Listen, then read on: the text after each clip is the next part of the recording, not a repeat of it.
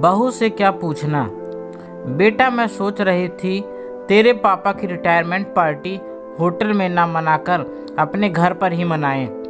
कब से घर में कोई फंक्शन नहीं किया, इस बहाने सबसे अच्छे से मिलना भी हो जाता है। पूर्वी भी कब से नहीं आई, इसी बहाने उसे भी आने का मौका मिल जाएगा। सविता जी ने अपने बेटे राघव से कहा, ठीक है माँ, आप लोग जैसा कहें, पर एक बार रीमा से भी पूछ लेता हूँ। अरे बहू से क्या पूछना, जैसा हम बोले वो तो वही करेगी, सविता जी ने लापरवाही से कहा। राघव को अच्छा तो न लगा, पर उसने माँ से बहस करना ठीक न समझा। वैसे भी ये पहली बार तो था नहीं, सविता जी ने तो कभी रीमा को महत्व दिया ही नहीं। रीमा तो कहने भर के लिए उनके घर की एक सदस्य और बहू थी, पर घर के किसी भी मामले में ना तो रीमा को बोलने का हक था, ना अपनी बात रखने का। उसे तो बस फैसला सुना दिया जाता। शुरू में राघव ने बहुत कोशिश की कि किसी भी विषय पर निर्णय लेने से पहले रीमा से भी पूछा जाए, पर सविता जी का हमेशा एक ही जवाब रहता, बहू से क्या पूछना। रात को जब राघव कमरे में आया तो रमा ने जानबूझकर बात छेड़ी। माँ जी, और आप किस बारे में बात कर रहे थे? माँ कह रही थी बाबूजी की रिटायरमेंट पार्टी घर पर ही करने के लिए। तुम्हारा क्या कहना है? राघव ने कहा। माँ जी ने तो सारी प्लानिंग कर ही ली है, तो अब मेरी राय लेने का क्या फ़ायदा? रीमा ने करवट लेते हुए कहा और आंखें मूंद ली। घर में पार्टी की तैयारियां होने लगीं। कितने लोगों को बुलाए, खाने का मेन्यू क्या रखना है, सविता जी ने सारी चीज़ें खुद ही डिसाइड कर ली थी। उनका तो मन था कि 50-60 लोगों के खाने के लिए हलवाई क्या करना, इतना तो रीमा और मैं मिलकर ही तैयार कर लेंगे।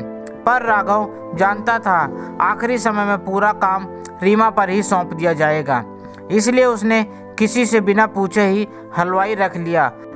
अब तक रीमा की नंद पूर्वी भी अपने पति और बच्चों सहित मायके आ चुकी थी। घर में चहल पहल का माहौल था। आज सविता भवन फूलों और जगमगाती रंग बिरंगी झालरों से चमक रहा था। रीमा दौड़ी दौड़ी मेहमानों की आओ भगत में लगी थी। कभी किसी को नाश्ते का इंतजाम करती तो कभी हलवाई वाले को देखती। सविता जी और पूर्वी तो मेहमानों के बीच बैठी गप्पे लगाने में व्यस्त थीं। ऐसा लग रहा था कि यह सिर्फ रीमा का ही घर हो, बाकी सब तो मेहमान बनकर ही आए हैं। अरे तुम अभी तक तैयार नहीं हुई? बाबूजी के ऑफिस के लोग आते ही होंगे। ये सब काम बाद में देखना, पहले जाकर तैयार हो जाओ। राघव ने रीमा को ढकेलते हुए कमरे में तैयार होने भेज दिया। थोड़ी देर में रीमा घबराई हुई सी बाहर आई। राघव, तुमने मेरे झुमकों का सेट देखा क्या? अरे वहीं पड़े होंगे बेड पर। मैंने पूरे कमरे में देख लिया, पर मुझे कहीं नहीं दिखे। रुआ से होकर रीमा बोली, जब मैं कमरे में आया था तब मैंने तुम्हारा सारा सामान पलंग पर ही रखा देखा था। कहते हुए राघव भी कमरे में आकर झुमके ढूंढने लगा।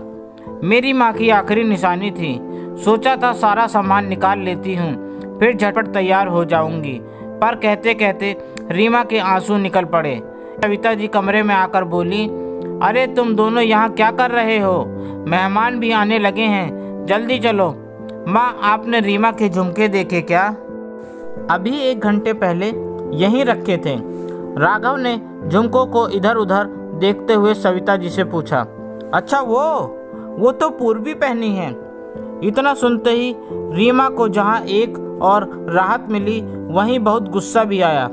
इस बार उससे रहा न गया और बोल पड़ी, पर माँ जी, एक बार मुझसे पूछ तो लिया होता। इसमें पूछने वाली क्या बात थी? पूर्वी को अच्छे लगे तो वो तो तुझसे पूछने आई ही रही थी। मैंने ही उससे कहा था कि बहू से क्या पूछना, तू पहन ले। अब एक ही तो नंद है तेरी, क्या वो अपनी भाभी की कोई चीज पर भी हक नहीं रखती?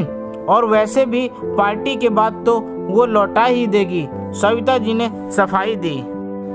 बात हक की नहीं है माँ जी, पर बिना पूछे किसी की कोई चीज यूं पहन लेना भी तो सही नहीं है। आज तक मैं हमेशा चुप रही, आपकी किसी बात का कभी विरोध नहीं किया, और न जाने कितनी बार मैं अपने आत्मसम्मान, अपनी इच्छाओं को मारती आई हूँ। मैं ये नहीं कहती कि आप हर मामले में मेरी राय लें, पर अगर बात मुझसे जुड़ी है तो मैं अपना अच्छा बुरा समझती हूँ और अपने फैसले खुद कर सकती हूँ। इसलिए आगे से मेरी तरफ से कुछ बोलने से पहले मुझसे ज़रूर पूछ लें। आज आपकी वजह से मुझे तो लगा था कि मैंने अपनी माँ की आखिरी निशानी को खो ही दी। रीमा ने न जाने इतनी हिम्मत कहाँ से आ गई। राघव, तू कुछ कहता क्यों नहीं? देख तेरी पत्नी की जुबान कैसे चल रही है। सविता जी गुस्से में राघव से बोली। ये आप दोनों के आपस की बात है, भला मैं क्या बोलूं? कहकर मुस्कुराते हुए राघव बाहर निकल गया। पीछे से सविता जी भी मुंह फुलाते हुए चली गईं। सविता जी पर रीमा की बात का कितना असर हुआ यह तो नहीं पता, पर रीमा अपने मन की बात बोलकर हल्की हो चुकी थी। दोस्तों, मेरी कहानी कैसी लगी कमेंट करके ज़रूर बताएं। पसंद आए तो लाइक करना ना भूलें और सब्सक्राइब भी करें। आपका अपना दोस्त, धन्यवाद।